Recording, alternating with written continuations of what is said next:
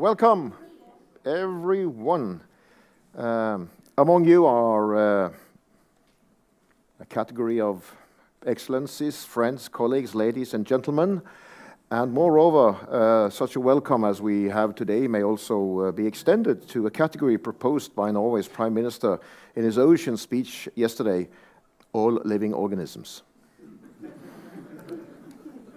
I think it was his way of saying all protocols observed. But all living organisms, welcome to you. We have taken the risk of labeling this particular element in One Ocean Week a high-level panel or a high-level event. There certainly is no lack of experience among our illustrious group of speakers for the introductory sequence and for the panel. My fellow moderator, Professor Peter Haugan, and I want to aim high, but we should also be mindful of mindful about looking at this event as one of further contributing to ocean literacy, more awareness, more knowledge of the ocean, a key concept of the United Nations Decade of Ocean Science for Sustainable Development, known as the Decade. My name is Edvard Widding. I'm a professor of social anthropology at the University of Bergen. I also have plied my trade for a number of years now, shuttling between Bergen and New York, working in ocean diplomacy at the United Nations, and following, in a sense, many of the processes that we have on the table today for discussion. This One Ocean Week high-level event, then, looks at a complex set of challenges for the future of the ocean, of which the world has only one. We have learned as much during the One Ocean Week and the One Ocean Expedition. So it's my pleasure, privilege, and honor to ask my boss and friend, Professor Margaret Hagen, the rector of the University of Bergen, to provide us with a further welcome. Thank you.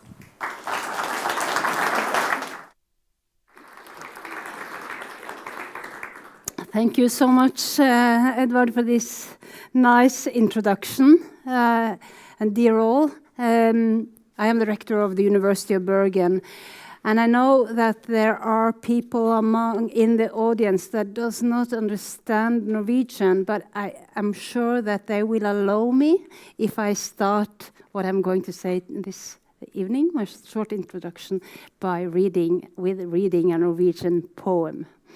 One of my favorite Norwegian poets, Rolf Jacobsen. So it goes like this. Hyss, sier havet. Hyss, sier den lille bølgen ved stranden. Hyss.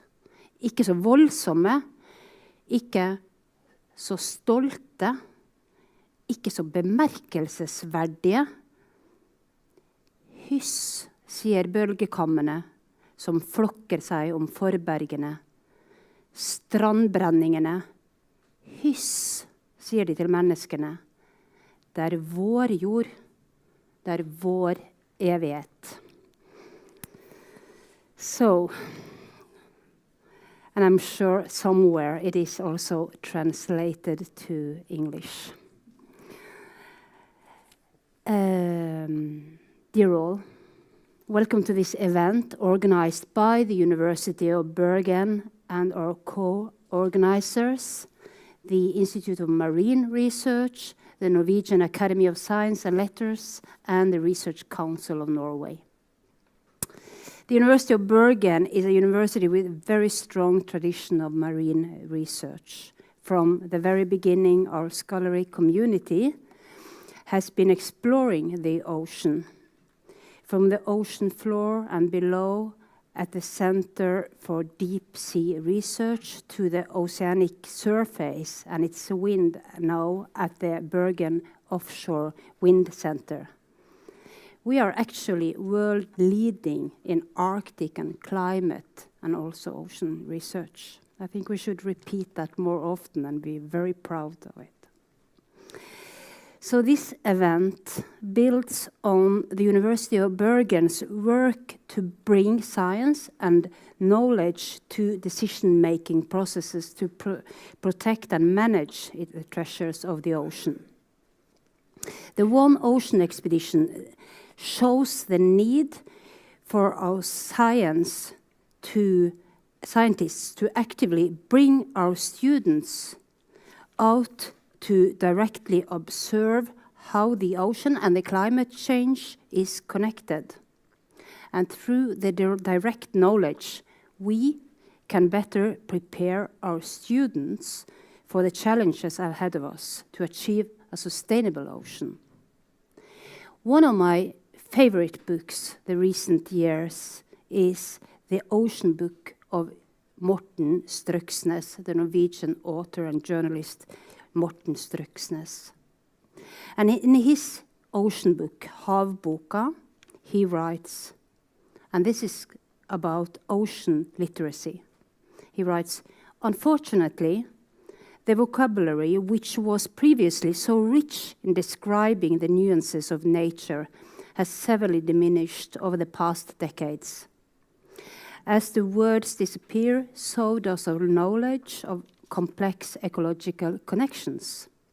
Our view of the various landscapes is reduced, and we attach less meaning to them, and they become less valuable to us. And that also makes them easier to destroy in a pursuit of short-term gains." I believe that is exactly what this project is about. In particular tonight, I look forward to hearing more about how the complex issues surrounding marine genetic materials regarding ownership and management, and these challenges also needs to be addressed by the scientific community. We need scientifically informed decision-making to both protect and manage these treasures. And to start this event, I will now give the word to the Acting Director for Sustainable Development from the Norwegian Research Council, Kristina Abildgaard, who will I'm sorry, I have some problems with the light here, who will give us the theme of the event up to the UN Decade of the Ocean Sciences. So I look forward to the discussion tonight, and Kristina, the floor is yours. Thank you,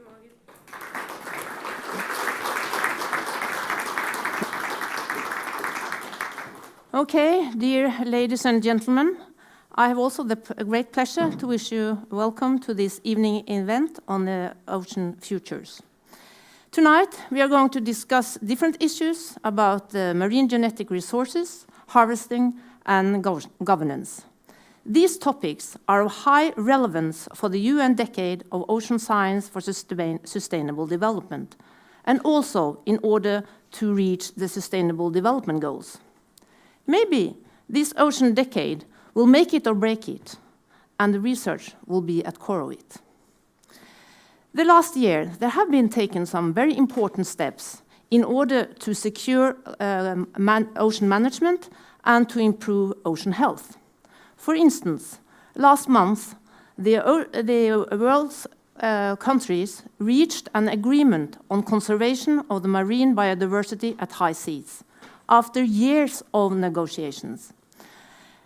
And the framework of this evening event is also this agreement and the different processes concerning biodiversity, marine biodiversity beyond national jurisdiction, and also the global biodiversity framework.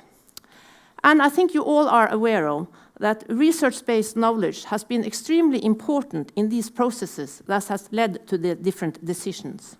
And of course, research-based knowledge will also continue to be important as this agreement should be implemented, understood, and used.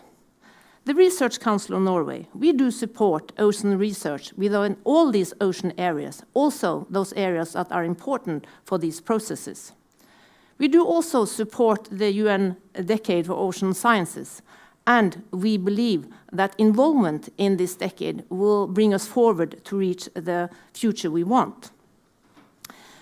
And I think we also agree upon that research will be decisive in order to enhance sustainability development.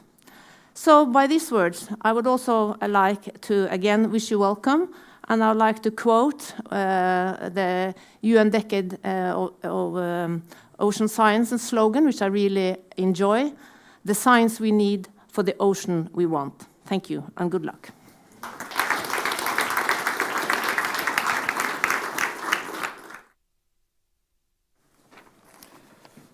Thank you, Margaret and Christina. Thank you, the University of Bergen and the Research Council of Norway. As your introductory moderator, I'm very happy to have heard and seen both welcome speeches, actually including a lot of the background for the entire event, so I can be short.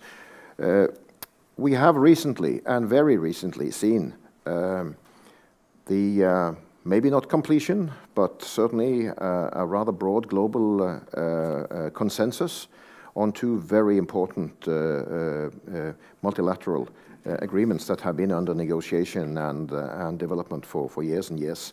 In December 2022, in Montreal, the UN Convention on Biological Diversity agreed on the framework, which then creates one platform for dealing with, one could say, perhaps nature at large.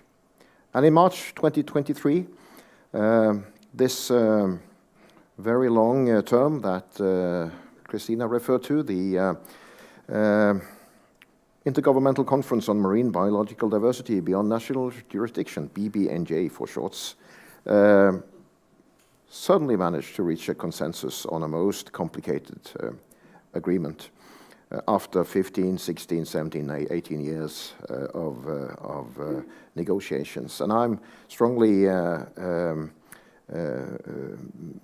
myself, strongly influenced in my approach to this event by my own experience from having represented a small island nation of Palau at most of the conferences around the BBNJ agreement. And we shall perhaps see some interesting connections later on. But I can just say that one of the introductory speakers is known to me because we used to have bilateral meetings, very informal ones, between Palau and Norway, when the negotiations were caught in a particularly difficult question concerning marine genetic resources. But before that, it is my pleasure to now start the, shall we say, scene-setting sequence. We have two, and this is important here for the University of Bergen, because both the introductory speakers are lawyers with their degrees from the University of Bergen. So we didn't choose them because of that, but because we think they're good and we know them and we would like to have them here. But when it dawned on us that they are actually alumni of the university, it's even better, isn't it? So the first speaker is Marie Teigen, who's an advisor at Norway's Ministry of Foreign Affairs and has in recent years been strongly involved exactly in the final negotiations that led to the agreement on the agreement for biodiversity beyond natural jurisdiction, BBNJ. Maria, the floor is yours.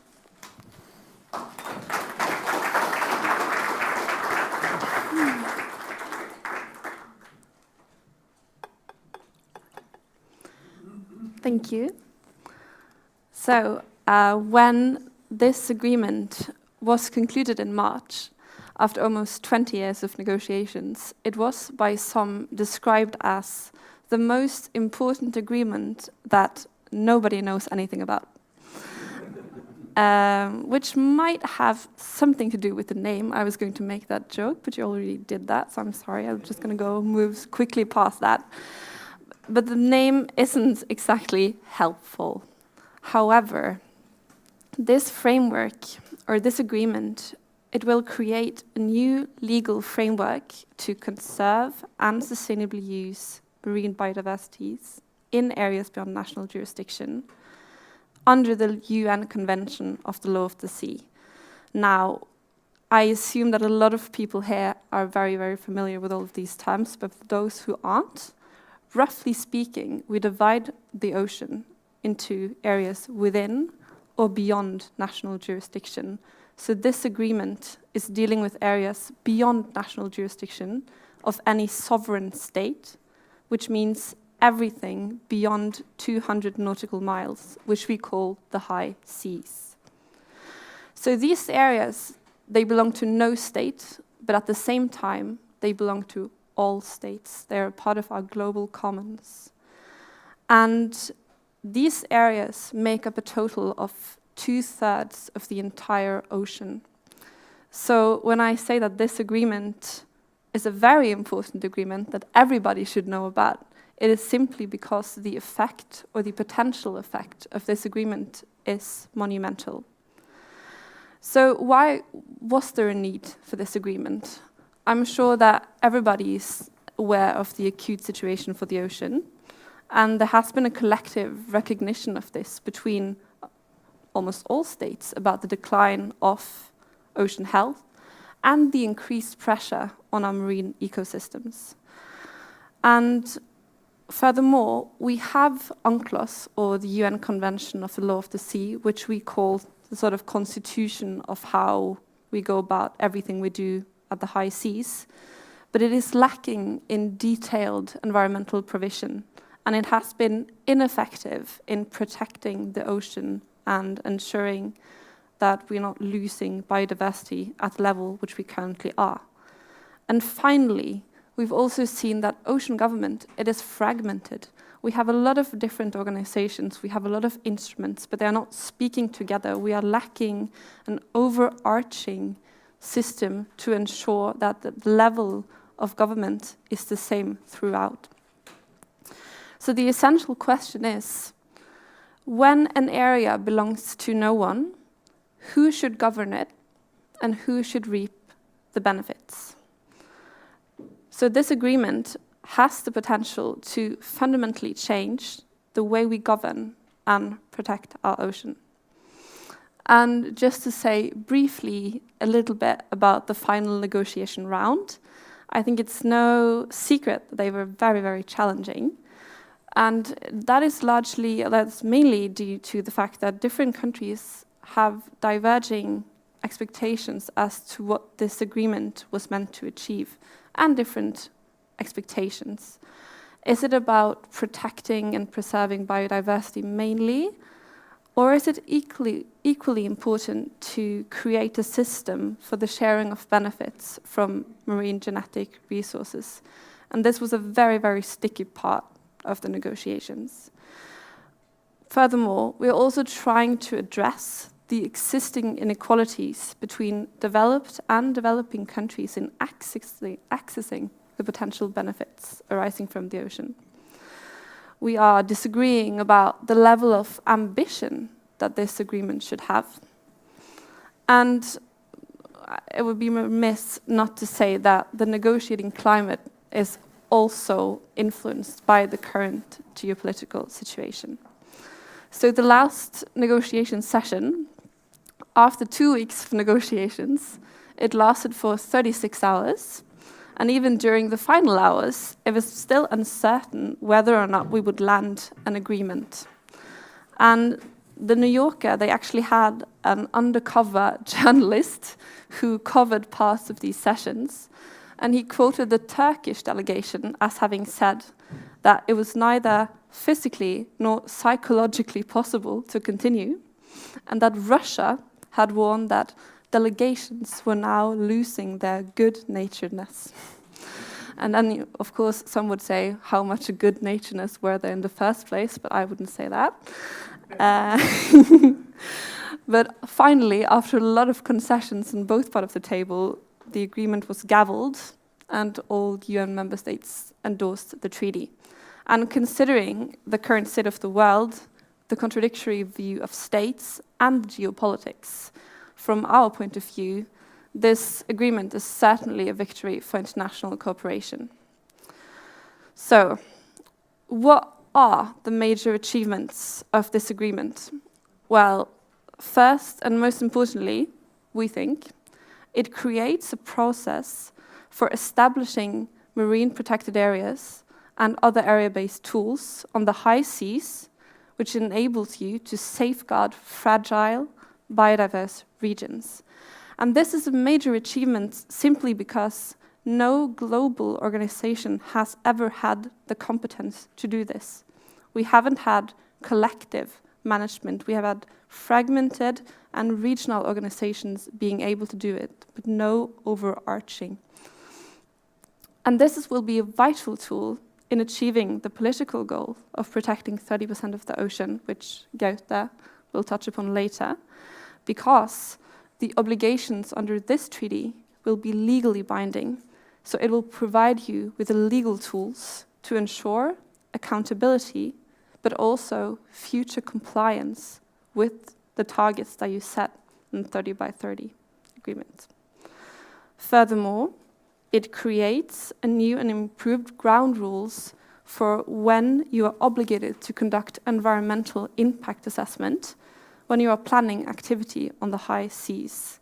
In other words, you are creating an instrument of precaution in the way states operate, and you are raising the bar for what you can do without asking others, is this okay?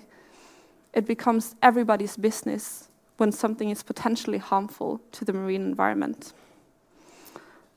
Furthermore, which you talked about, this treaty establishes arrangements for the equitable sharing of marine genetic resources and the financial benefits arising. Although we have to admit that some questions are left for the Conference of the Parties to decide at a later time. Not everything could be agreed in March. But it commits countries to share knowledge and technology so that poorer nations can participate in the emerging blue economy. And this will also be backed up by financial resources, for example, in a special fund. And this is trying to address existing inequalities in that access between developed and developing countries. So in sum, this agreement seeks to streamline, it seeks to fill in the gaps and raise our collective ambition for ocean biodiversity. And for us, we think that given the stakes, given the complexity of securing a global agreement at a rather crucial time in geopolitics, and ensuring a just burden between developed and developing countries, our view is that this treaty is an extraordinary diplomatic achievement, of course, but also for the entire world, it's rather positive to think that even though we have conflict and a lot of contradictory interest, we can still come together to achieve something as amazing as this. So we aim to sign and ratify as quickly as possible, and we're very pleased with the results. Thank you.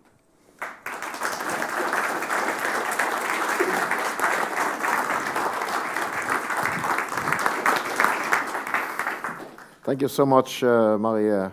On the One Ocean expedition, as those who have sailed on the Statsråd Lehmkuhl will know, there was a lot of talk about the exclusive economic zones of the countries, of the states that the ship sailed past and through.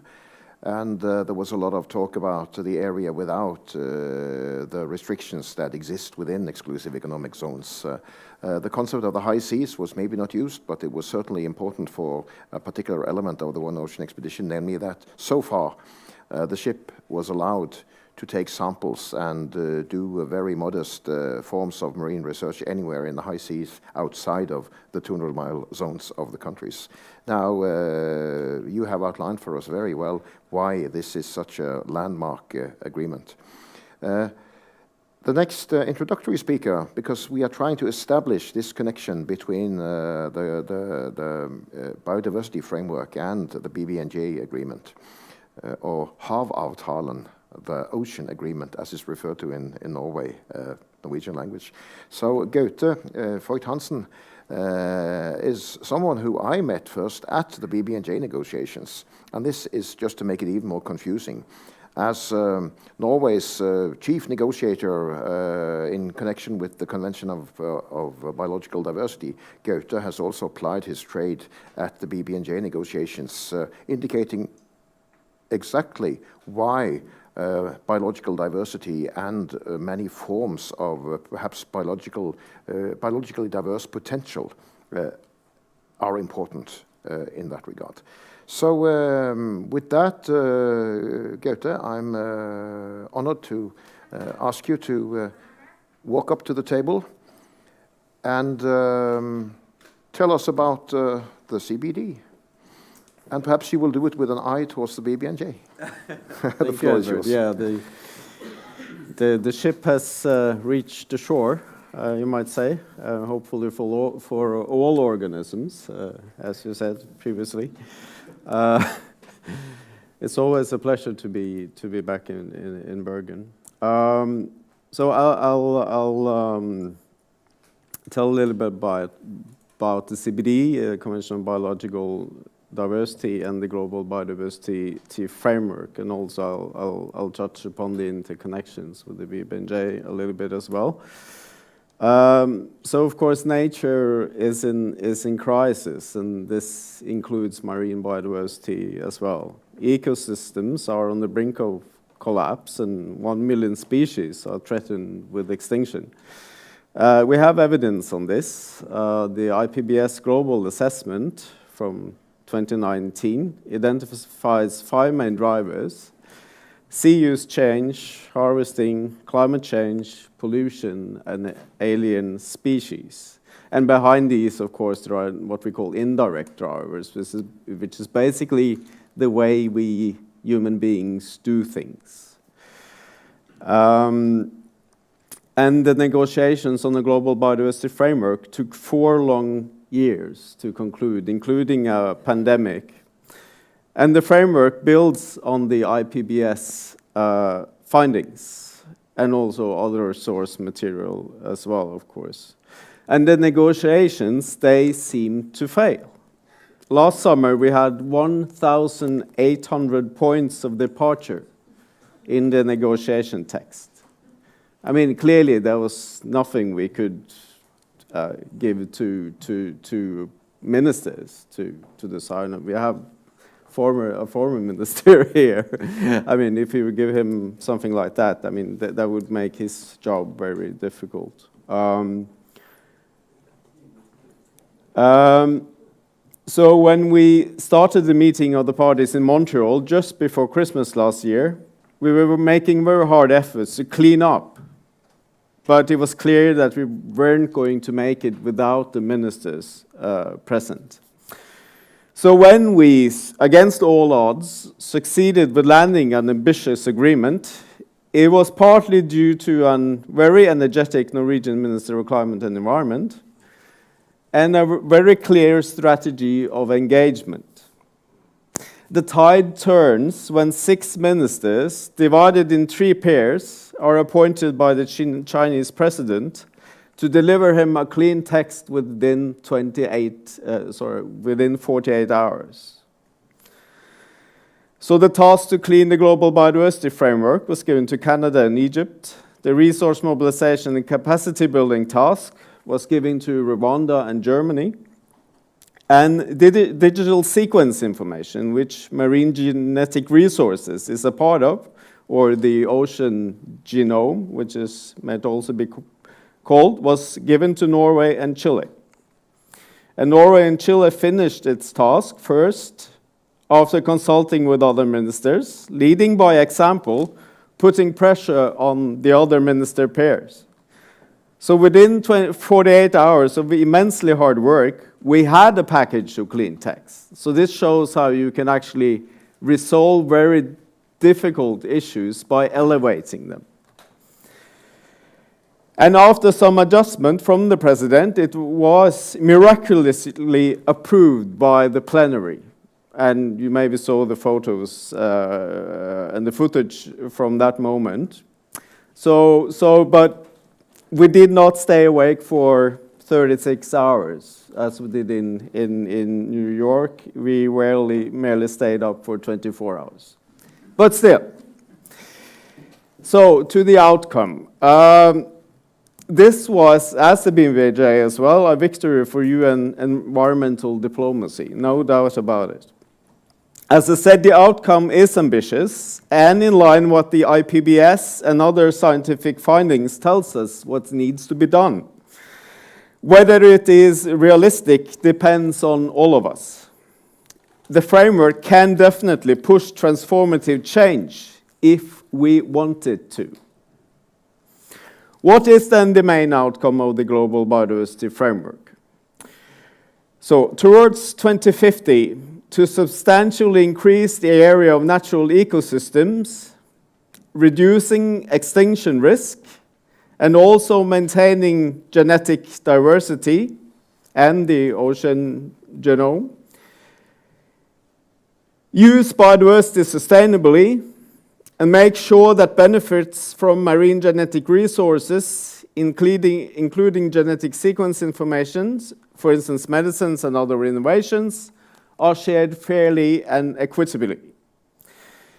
So that was sort of the 2050 goal. It has several 2050 goals, but the immediate conservation task by 2030 is to bring all areas under biodiversity inclusive spatial planning, conserve at least 30% of coastal and marine areas, restore at least 30% of coastal and marine areas, significantly reduce extinction risk, use wild species sustainable, reduce pollution risk to non-harmful levels, and of course to minimize the impact of climate change and ocean acidification, and also use nature-based solutions.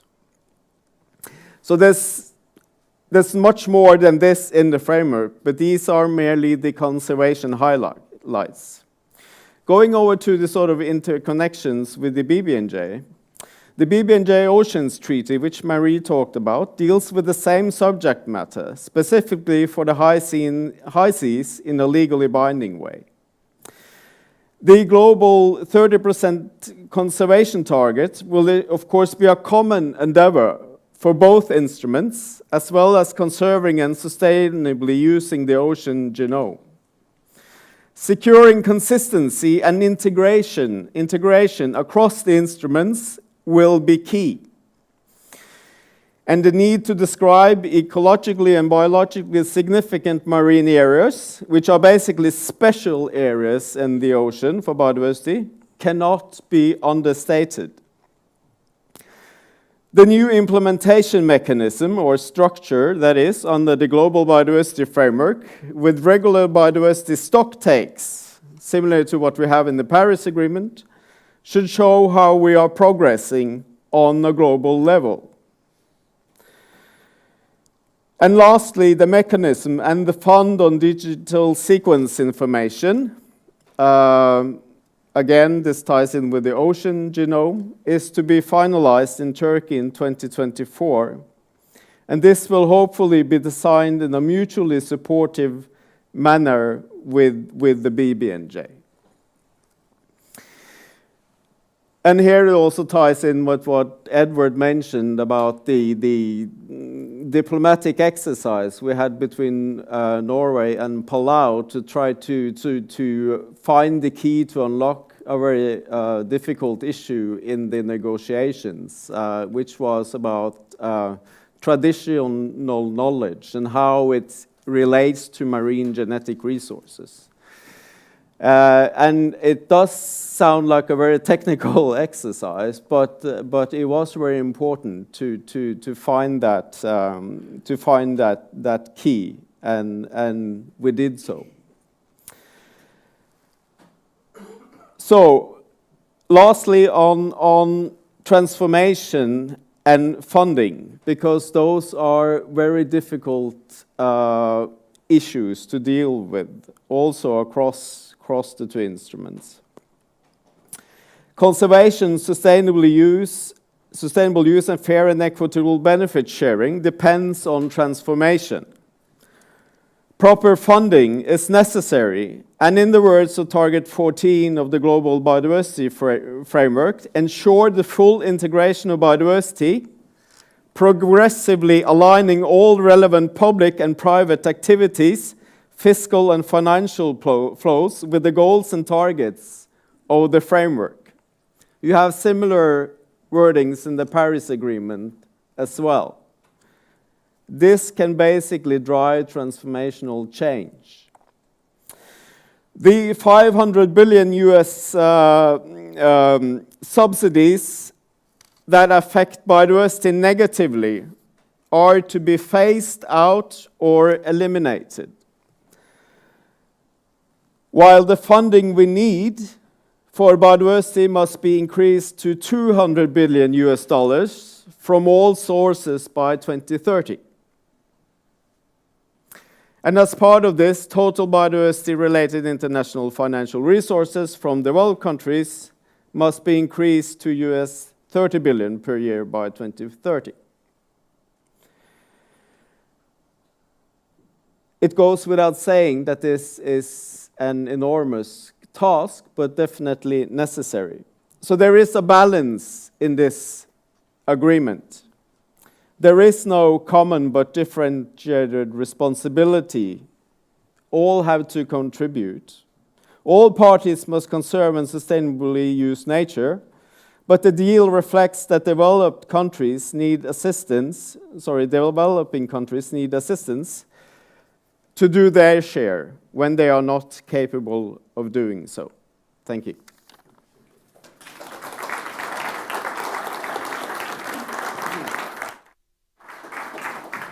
Thank you so much, Gaute, for that. We have now had introductory statements justifying our dual focus on these two agreements, these two most important agreements that no one has heard about. It isn't no one, but it's rather that we think that the particular convergence and combination of concerns in the agreements are worthy of discussion, and I think you have both set the tone right for that. So thank you to the Ministry of Foreign Affairs and the Ministry for Environment and Climate. It is now my pleasure to leave the floor to my co-moderator, Professor Peter Haugan from the Institute of Marine Research and the University of Bergen, and the former chair of the International Oceanographic Commission. Peter. Thank you, Edvard, and thank you to the introductory speakers. I think I've actually learned a lot already. I should know a little bit about this, but I have learned a lot.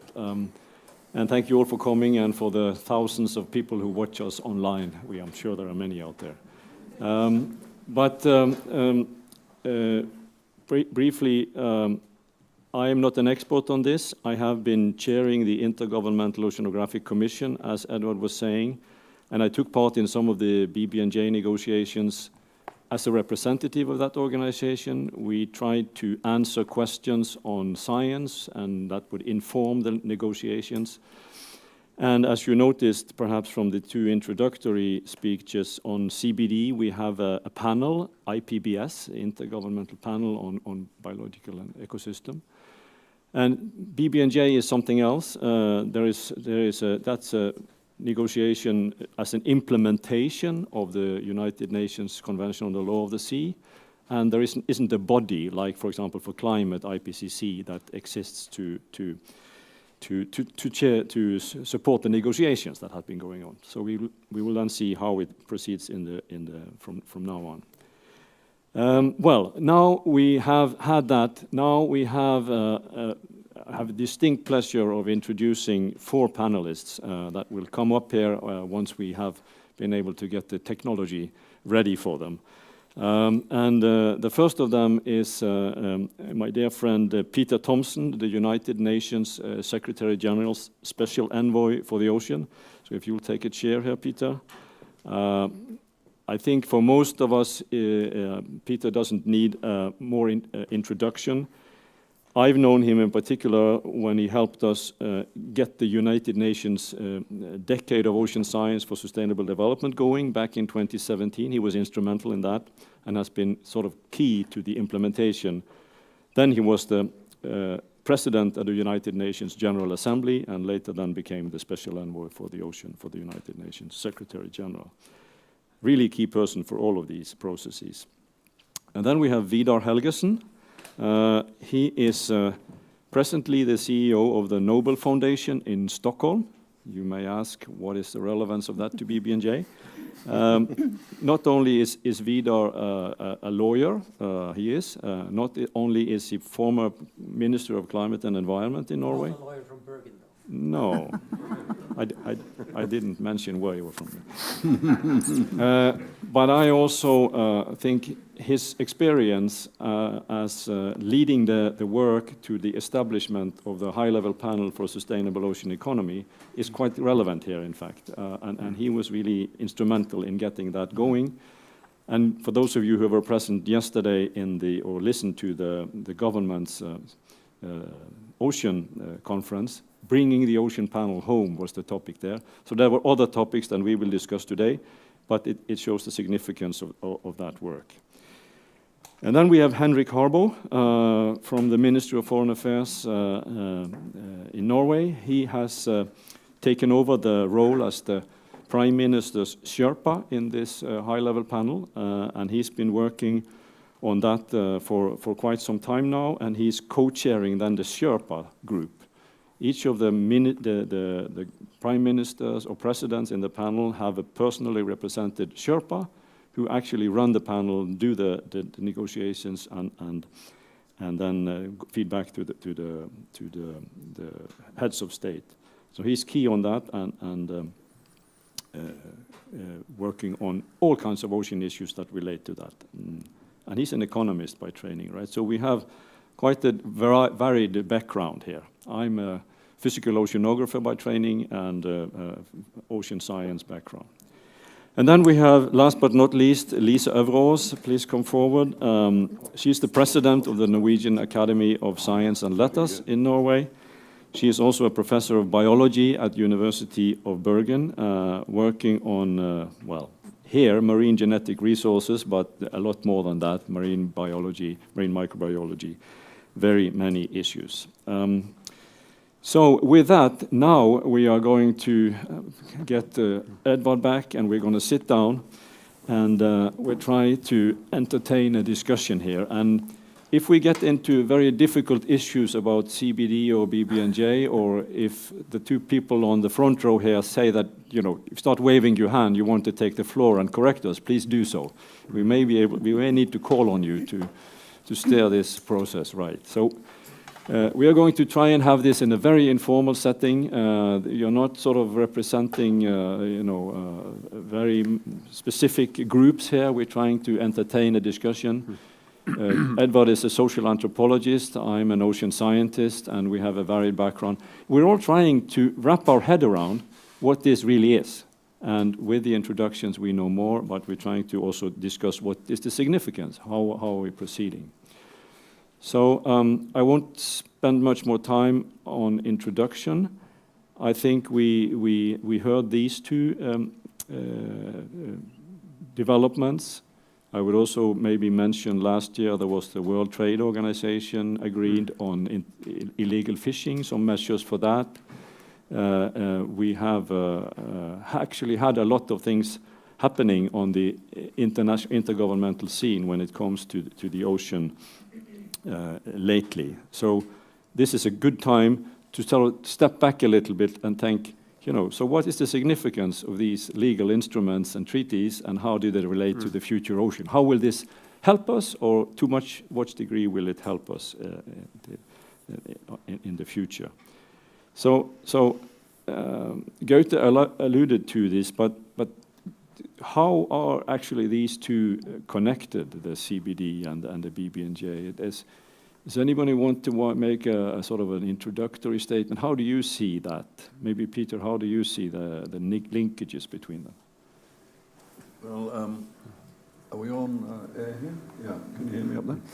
Okay, I'm not a lawyer either, but I'm very proud of the fact that I have an honorary doctorate from the University of Bergen. Okay.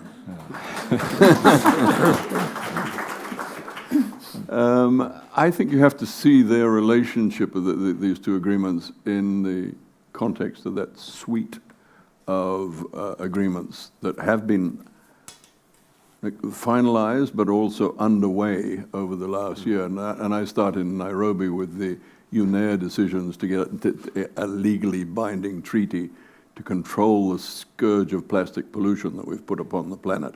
And those negotiations are underway now. The next second session's in Paris. But you've also got to look at the WTO agreement that was in June last year in Geneva to ban harmful fisheries subsidies, which relate to IUU fishing and to, not overcapacity, what is it? Illegal fishing and... Subsidies. Sorry? Subsidies?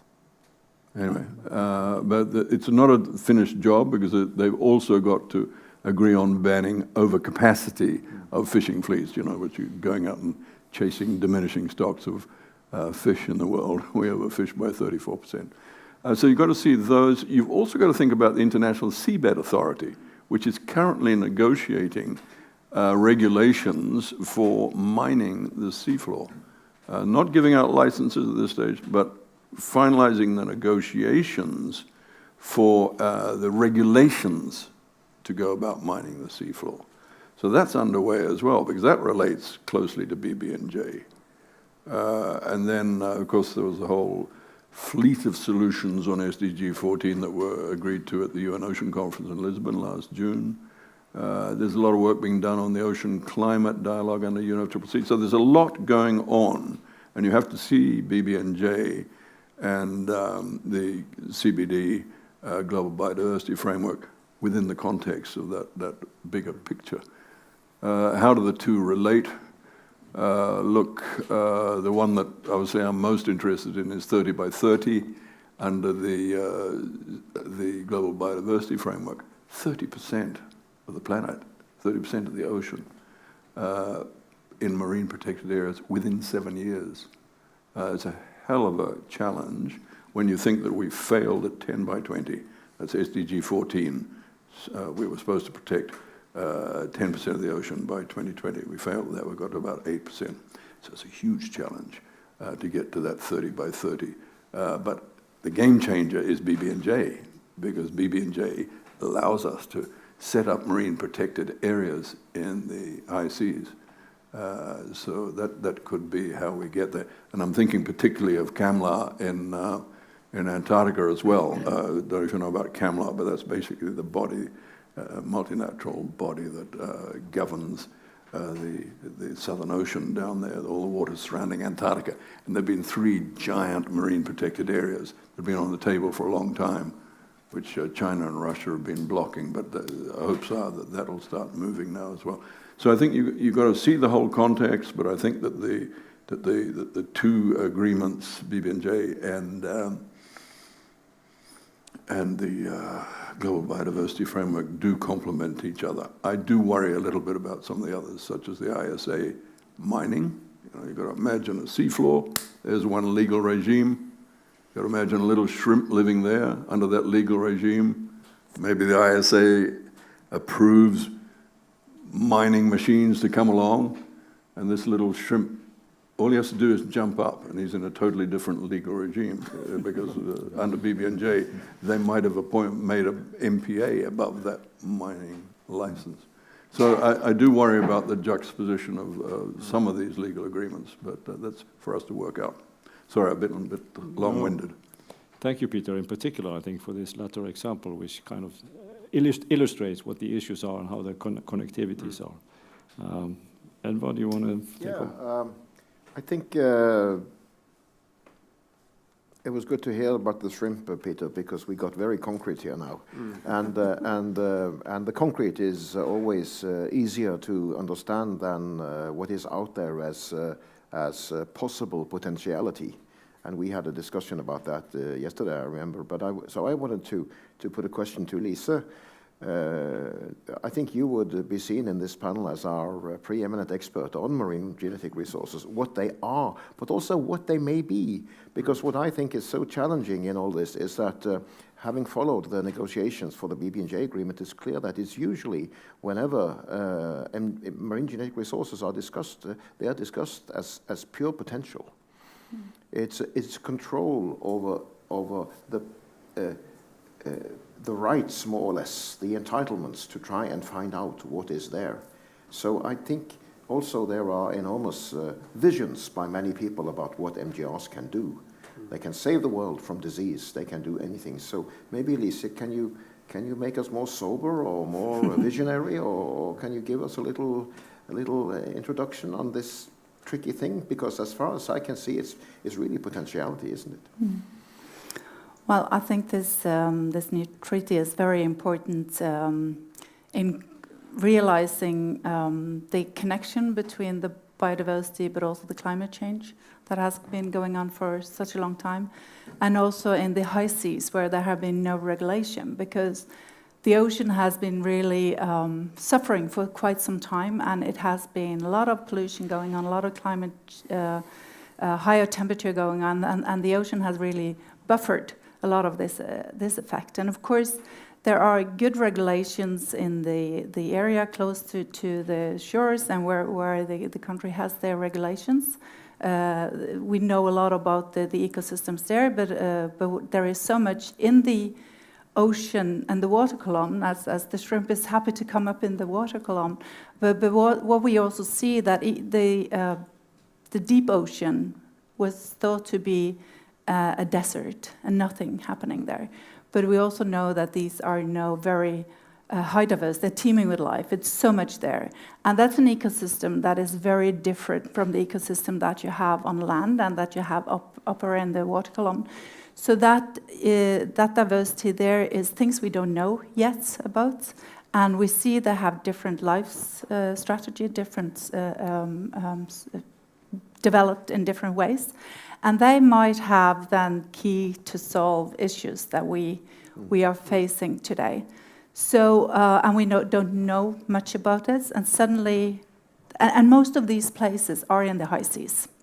So that has been kind of an open possibility for people or companies and scientists to go and collect samples, and then there has been no regulation before.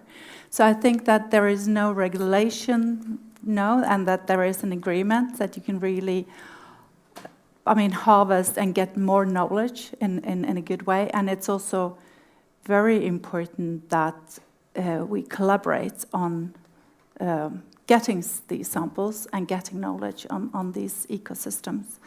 So I think this is the treaty is, as you were saying, there's so much we don't know, and we have been overlooking these ecosystems for such a long time, and now we see that this is very important, and we really need to communicate this and collaborate on it.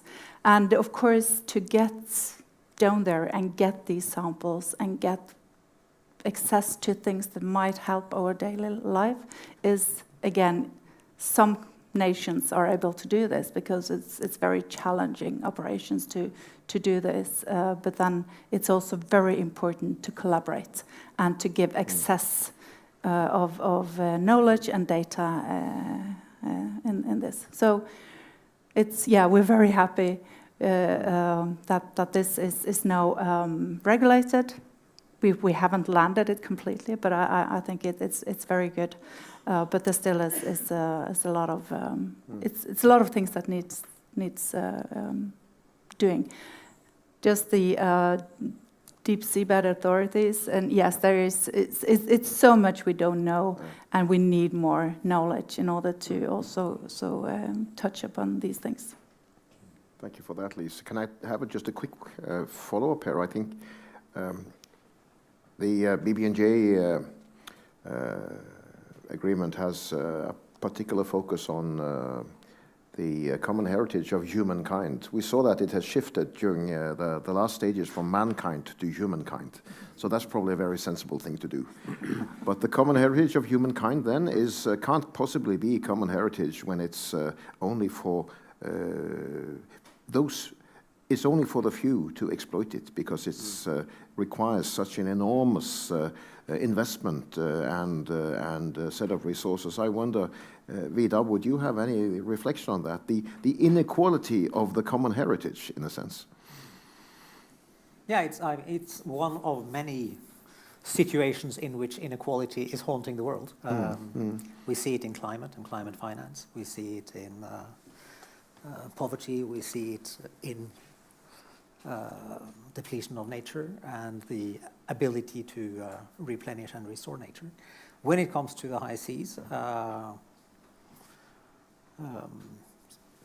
significant as the BBNJ agreement is, and the mechanisms there for taking these discussions forward, I think it really remains to be seen how just that process will actually be, not least when you couple it to the discussions going on in the Seabed Authority. So we're talking about the international waters, the high seas, and so on. And I mentioned the ocean panel. The ocean panel is a high-level panel is 17 heads of state coming together, and they commit to sustainably manage 100% of the area under national jurisdiction, and that is a bold ambition. And they encourage other nations to do the same, in a few years later. And I guess there hasn't been not much text anyway, on going beyond that. It's a bold ambition in itself. It is either Henrik perhaps, or is it really feasible to think of a similar ambition for the high seas as the panel countries are striving to achieve in their exclusive economic zone, or the areas under national jurisdiction, which is the more correct term, I think.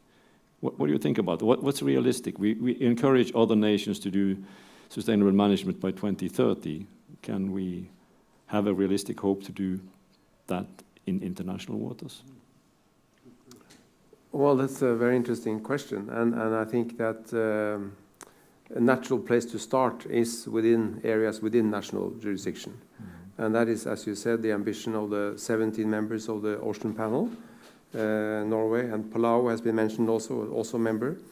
And all these countries together cover actually 44% of the economic exclusive zones in the sea. So it's a significant share of the waters under national jurisdiction. And as you said, the ambition is for and the commitment of these countries is to manage all that sustainably. I think that is important in itself, and I think that we should focus on that first, do that job first. But I think and inspired by the BBNJ agreement and also the framework from Montreal, it's logical to look beyond. But to be honest, that has not really been discussed yet. But I think in terms of looking forward and being ambitious and wanting to save or protect the largest share of the ocean, we should look into that. Yeah, because it is a major achievement, right? Exactly. To be able to close this and open up the possibilities, maybe to be more bold and more ambitious than we have been in the past. Everybody's nodding, so yeah. Let's do that. Let's keep the ambitions high. Very good. Definitely, and I think that I should have started with that. I think it's great that these two negotiations were completed, and Peter completed the list with actually the two Peters completed the list with other important achievements actually during the last year. And I think myself, I was Norway's chief negotiator in the climate negotiations for a couple of years. And the Paris Agreement is also an important part of this. Actually, the complex we now have of agreements, and that's really important. But agreements are not enough. We have to implement, and there's a lot of other challenges related to that. But at least we have the frameworks in place. And last comment, and this has happened in an extremely difficult geopolitical situation. Maria referred to that a couple of times, and I say, so it has been a real achievement to be able to close those two negotiations this last year. Worth a celebration. Vidar, you wanted to comment on that? Yeah, I wanted to say that while we celebrate BBNJ, we tend to think that, okay, now we have control of the entire ocean. because from previously, as Lisa said, national jurisdiction has existed since UNCLOS, and then that's fine. The point is, areas under national jurisdictions are massively mismanaged in so many countries. So, and that's where most of the biodiversity is. At least in terms of volume, there's maybe more interesting biodiversity in the high seas, but in terms of the volume of biodiversity, governments need to do their job. And you mentioned mining on the high seas. Well, there's an exploratory process for mining also within Norwegian waters, which doesn't necessarily go well with what science tells us. So I think the word you mentioned about implementation, and you mentioned the Paris Agreement. Yes. Major achievement, but we're lagging so desperately on implementation. So yes, let's celebrate multilateral agreements, but more than that, let's implement multilateral agreements, and let's implement those aims within national jurisdiction as well. Peter, you encouraged us to intervene if we felt like it, so I want to put something to one of the moderators. We were talking about the protection and sustainable use of marine resources and the inequity of that, which we recognize between developed and developing countries. But let's not gloss over the importance of indigenous rights and indigenous knowledge. And in fact, both BBNJ and CBD Global Biodiversity Framework recognize those. And it's easy for the people in the West to think, well, so what? But in fact, the richness of knowledge is just incredible at times. And I'm going to ask our moderator to repeat something that he told me that I come from Pacific Island, but I didn't know this, about some knowledge of the ocean, which I find mind-boggling.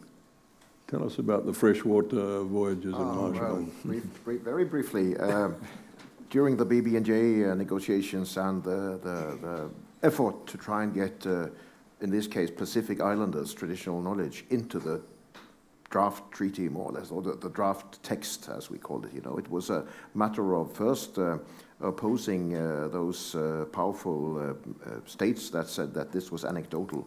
It was something that was not documented, and so on and so forth. So what we did was to fast-track a peer-reviewed paper, kind of tailored to the BBNJ needs, but certainly some of the cases that came out, because we were gathering really information from the various really delegations and their advisors. So in this case, very quickly now, the people of the Marshall Islands, which are atolls, spread way out in a big stretch of the central Pacific Ocean,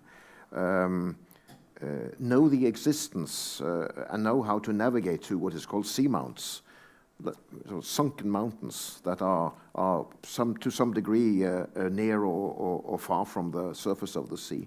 Some of these seamounts they would search out when on long sailing voyages.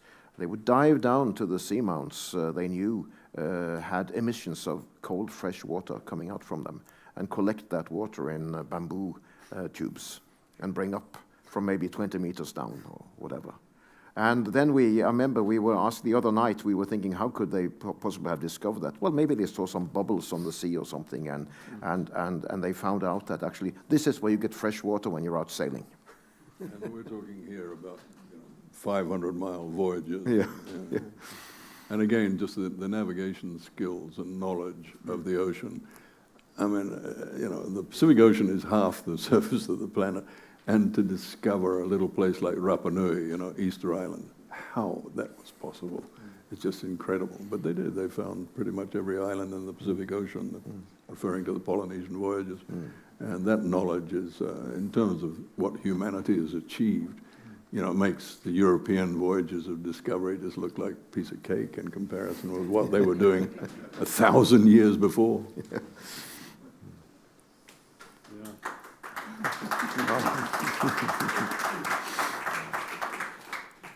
I would just comment on that. The seamounts has been found after the real research and science has the technology to go down, they are found to be very diversity rich and super important part of the whole ecosystem. And you find a lot of different places with a lot of these seamounts with different diffusion of fluids, water, different amounts of chemicals in the fluids as well. And this is sites that they also would like to use for the mining, which is making me really scared. So I think this, and what we... Because they're also rich on biodiversity, but they're also rich on minerals, right? Yes, so they have both, so you can kind of destroy everything in one. Okay, I shouldn't say that. But it's, my point is that it's so important when we do science, when we go down and we collect samples on these sites and collect the knowledge, it needs to be made accessible for everyone. And that's, but I also think it's, and the communication between the indigenous knowledge and the science is also very important, and that's accessible, both where to find these things and also how to retrieve the data that has been obtained. So that you, but I mean, it's kind of just a modern way of the old tradition of telling each other where to find this and that. Yeah. Well, Lisa, I have to ask you to give us a further glimpse of something that you always tell us. You remind us in discussions that the oceans should be measured not in square kilometers, but in cubic kilometers. It is the whole big ocean, and it's enormous depth. Yeah. So it's kind of a big chunk of cubic kilometers. Yes, it's enormous, and I mean, it's the high sea is also 2/3 of the whole ocean. So it's teeming with life. It's so much in there that if we really start to measure the biomass, the kilos of biodiversity or organic carbon, it's tremendous and very. We can't ignore it and we can't destroy it. We really need to get more knowledge of these systems and understand. So one thing is also the kilos, but the processes, the ecosystem processes, that is very important. And again, with all the times with the climate change and the increase in temperature, the ocean has been really mitigating this temperature and also taking up the CO2. So it's so important to understand what is happening down the line in these, and it's a lot of knowledge that we need to collect further also. Yeah. So we started with the fact that there's a tremendous progress recently in these negotiations, and that's extremely encouraging. I actually read a paper by a colleague of you, Marie, in the Ministry of Foreign Affairs, Andreas Kravik. He wrote about the longer history of international environmental treaties, and noted that, you know, if you go a few years back, there was also, in connection with UNCLOS, the law of the sea, there was also this agreement added on the migrating stocks, fish stocks, and regional fisheries management organizations. There have been development in connection with UNCLOS, which is actually quite more progress than in most environmental treaties on the global scene in the last few decades. Now, I think most of us will also say that the UNCLOS is a little bit old-fashioned. It's from the 80s, and there are things that wouldn't be in there probably if it was negotiated today. But still, there has been a lot of progress.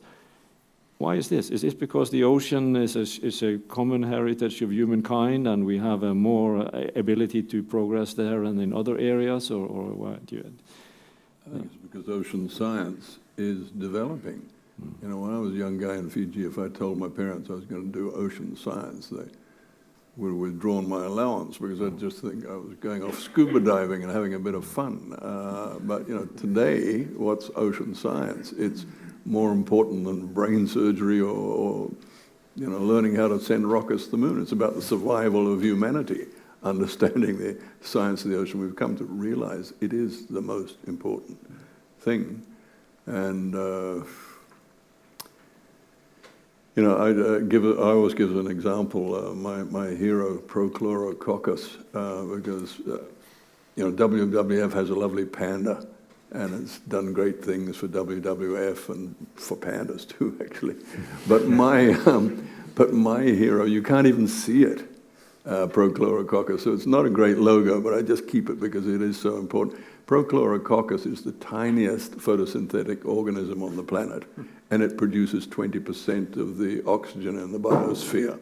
So, without Prochlorococcus, sorry, you're all dead. And why is that relevant? Because we're just pouring chemicals into the ocean with gay abandon, with microplastics as well. And Prochlorococcus doesn't like it. Well,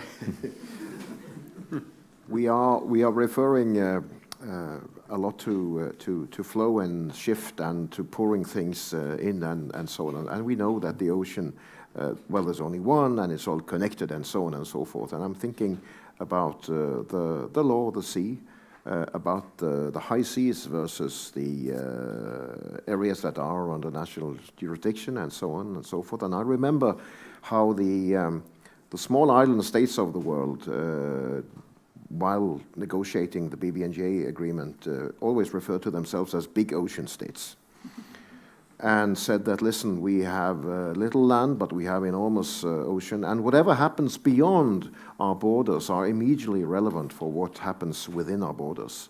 So we have two kind of almost arcane concepts that have always been flagged by the big ocean states, namely adjacency and connectivity.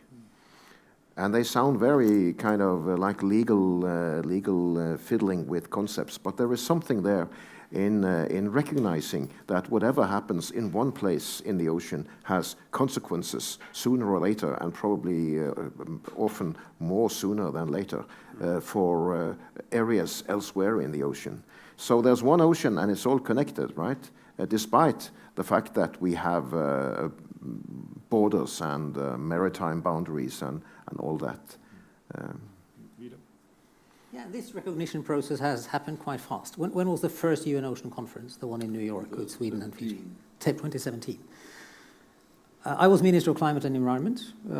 Sweden was co-hosting that conference, and my Swedish colleague reached out to me ahead of that conference to engage Norway, because they hadn't really been able to engage Norway, because they had tried the foreign ministry.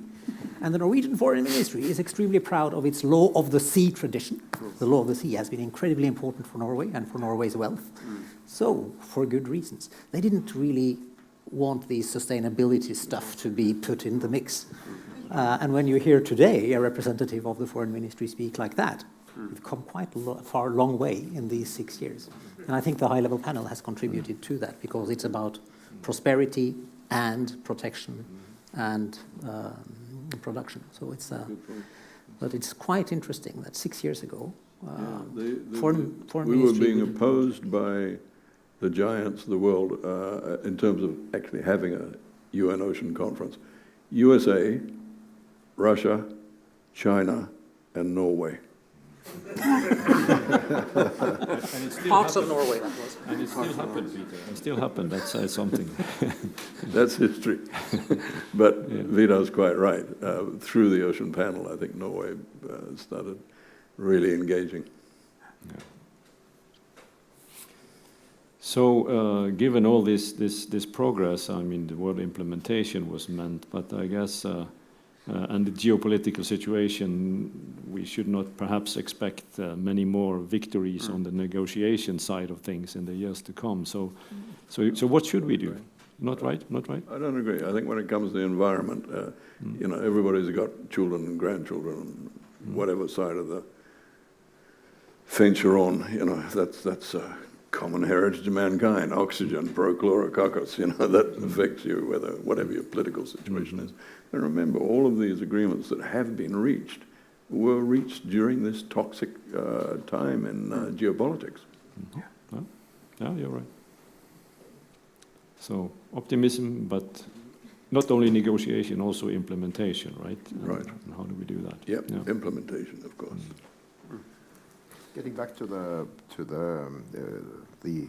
adjacency question, there is. Okay, so if you encourage states, and it was sort of a follow-up of a remark that was made some minutes ago, if you encourage and impose an obligation on the states of the world to look after their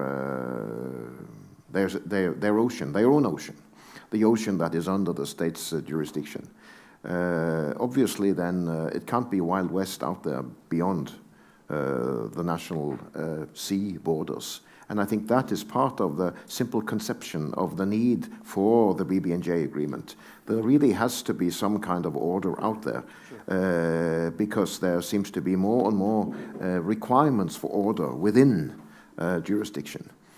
So it's not just UNCLOS, as it were, but it's refinements of related legal instruments and so on and so forth.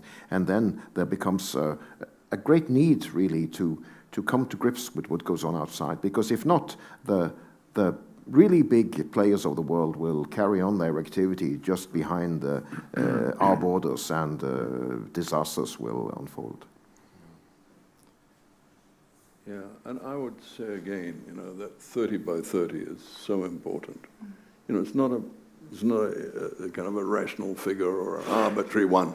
It's where the best of our scientists have said that if by 2030 we do not protect 30% of the planet, some of them wanted 50%, but 30% was something that we could all agree to, we will begin to see a cascading of species extinctions, the likes of which we haven't seen since the time of the dinosaurs. And, you know, obviously that doesn't augur well for our grandchildren. They will be part of that extinction. So this is why the next 7 years are so critical, that this 30% protection is set up on the planet. And we don't have much time to do that. But I think you will find that there is this movement. I'll place a good bet on the fact that CAMLA, after 20 years of obfuscation, will put up these 3 big MPAs within the next 2 years. So, you know, why? Because we've agreed on 30 by 30. Remember, it was the Chinese presidency of the Kunming-Montreal process. You know, I'm neither an optimist nor a pessimist. I'm a pragmatist, but pragmatically, I think we're all in this together when it comes to surviving on the planet. And you know, Chinese are just as committed as we are for their grandchildren to have a good future. But that can't be only on the high seas. It also has to be within national jurisdiction. And it has to be the right areas, because you can protect areas that are not so biodiverse. Sure. That has happened. Sure. So you get these paper you can make parks. The whole of the high seas a marine protected area. You know, I wouldn't be averse to that. As you said, Vida, the most productive area for fisheries is within EEZs. Why not just turn the whole of the high seas into an MPA? So then you'd hit you up 30% pretty quickly. So would you, you know, the motivation for, if you have your own EEZ or national jurisdiction, you need, in order to conserve and sustainably use it, you need to work with your neighbors, because things are connected, and you also are influenced by the high seas, right? So I mean, that's certainly a motivation even for countries who are most caring about their own EEZ to look to the high seas. But yeah, I don't know if that has been strongly into the thinking. But we are not quite at the end yet, Edvard, but we are sort of approaching there, and I think it's maybe time to begin to reflect on what are the perspectives for the future. What is the future ocean going to be? What are we going to see of you know, follow-up of these negotiations and these instruments that we have in place? Which I guess is why we have put future in the plural in the description of this event. So ocean futures is kind of more indefinite than an ocean future. So are there different futures? Without doubt. I mean, if we don't ratify all these agreements we've just been talking about, and so far the progress on ratification is very slow. I think Switzerland ratified the WTO on harmful fisheries subsidies, but maybe it's a bit easy for them since they don't have a foreshore. It's painfully slow stuff, and we don't have the luxury of sitting around doing this slowly, you know. It's stuff that has to be done immediately, because until you ratify, until you take your instruments of national acceptance to the appointed authorities and get the percentage required, the number, in cases like WTO, I think it's over 100 countries have got to ratify, it doesn't come into force. You know, the rot continues until it comes into force, and then you can start implementing it and enforcing it. So, you know, again, I'd say to Norway, hey, where's your ratifications? You're a maritime nation that cares about the ocean. Show a good example to countries which are a bit slower. Sorry.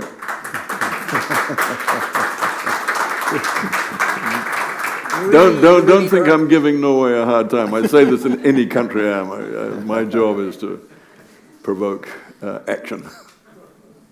But actually, the most important agreement for the ocean has been ratified, and that's the Paris Agreement. So let's not forget that if we keep pumping CO2 into the atmosphere, the ocean is the biggest victim. Stop burning fossil fuels.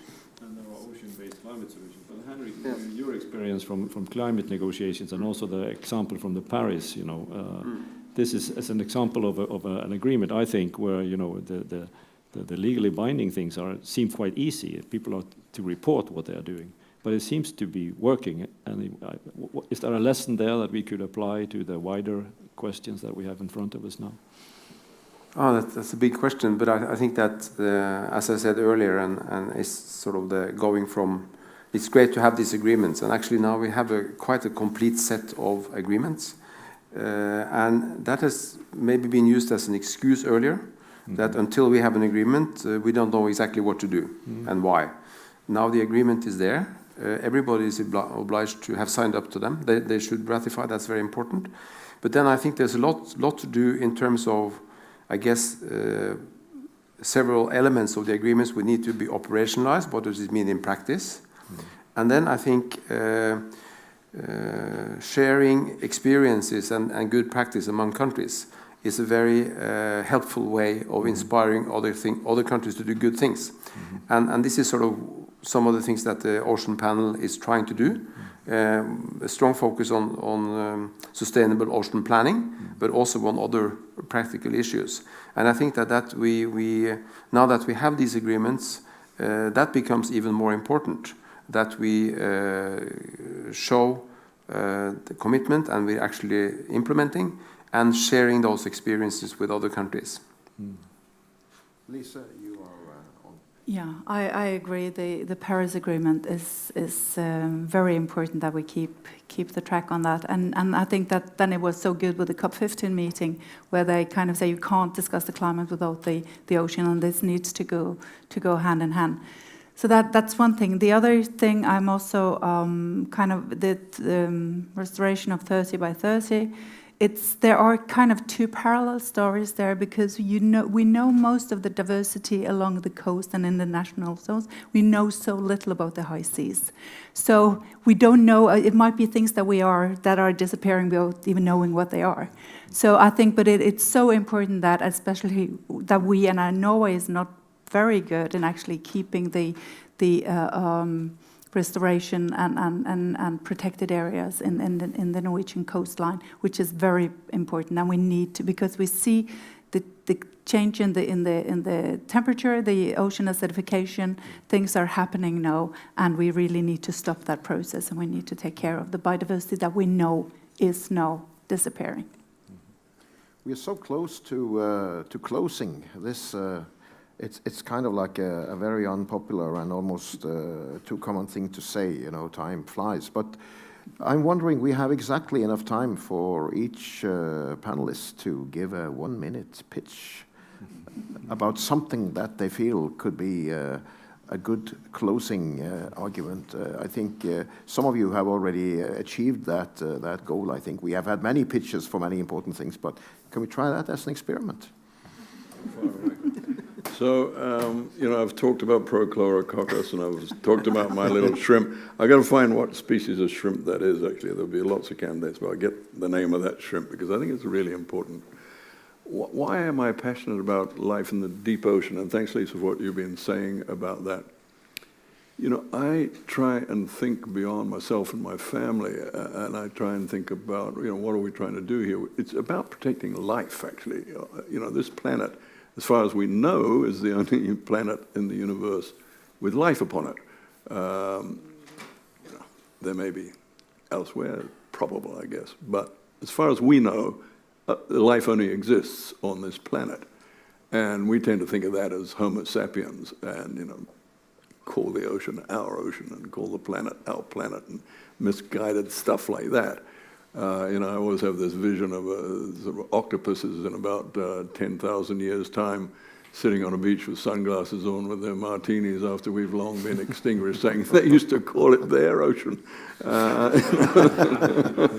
But seriously, life is what matters, not us. It's life. We're part of life, thank goodness, because there's nothing better than it. Nothing better than living on this wonderful planet. But when you go into the deep ocean, you discover forms of life which are just incredible. Existing in that immense pressure down there, in complete coldness, which we just can't imagine life existing in, or extreme heat when they're next to the vents, and in total darkness. This life, and it's not just an odd little lantern fish going along, some prolific life. I'm a tweeter, so I'm always going through my tweets first thing in the morning, and there's a new species pops up every day. I was just looking at the little pygmy squid today. It's a fantastic looking creature, See nothing like it. The life down there is incredible, and we must protect it, because when we're all extinct on the surface, because we have gone beyond 3 degrees and 4 degrees and the whole surface is burning up, that life will still exist down there. And it may be the only life left in the universe. And it will obviously develop, and maybe it'll be, joining those octopuses up on the beach with sunglasses on in 1 million years' time. But life will go on. Thanks. That's my feel about it. I agree we need to protect it, and there's a lot that needs to be done to protect it. But we can also, and we have to see the ocean as a source of solutions. I mean, in some of those genetic organisms, much of which we don't know about, but enzymes from the deep sea floor have been used for COVID testing and for HIV testing, etc. Those might be sources of income, unless we bulldoze them away in mining. Food from the ocean, proteins from the ocean, way more sustainable than proteins from land. Renewable energy in the ocean. I mean, for the Ocean Panel, we commissioned a report pointing out that 20% of what you need to get to the 1.5-degree target can be drawn from ocean activity. So the ocean holds its own solutions as well, and more than that, it holds solutions for the planet and humanity. And what is needed for that to happen, it's quite evident. Business is to a large extent ready. Finance and investment is to a large extent ready. Policy frameworks are lagging. Regulatory frameworks are lagging too often. So that is needed to unleash a lot of good stuff with the ocean. So the previous Sherpa of the Ocean Panel, he made all my good points. So I was going to say something very similar. So Peter asked about solutions, and this is also what the Ocean Panel is suggesting. So ocean-based climate solutions, ocean-based nature solutions. So there's a lot to find if you go to our website. Then, as citizens, as voters, and some of us as bureaucrats, we have to remind our politicians that now it's really time to deliver. We have these internationally agreed frameworks, so the excuse of why should we do something when our neighbors are not doing anything, that's sort of in the past, because we have agreements that we should buy into.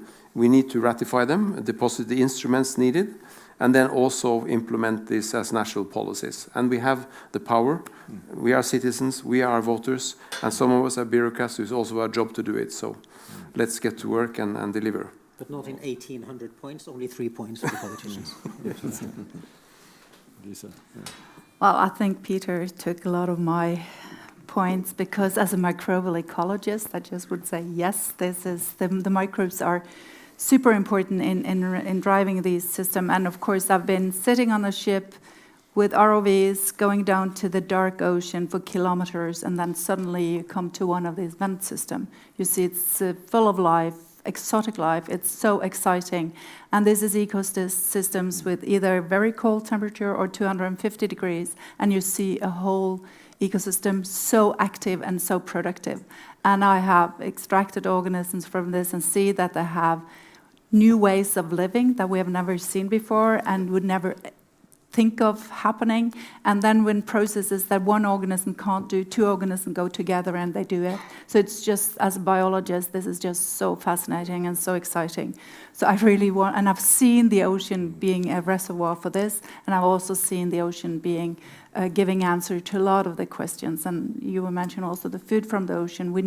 There is so much that we can sustainably use the ocean resources in a good way, and that could be help us also as a human, the human population in the future. So yeah. Well said. Thank you, thank you, thank you. Well, coming to the end, thanks to the University of Bergen for hosting this, thanks to the Research Council for joining us, thanks to Maria and Gaute for introducing the topics.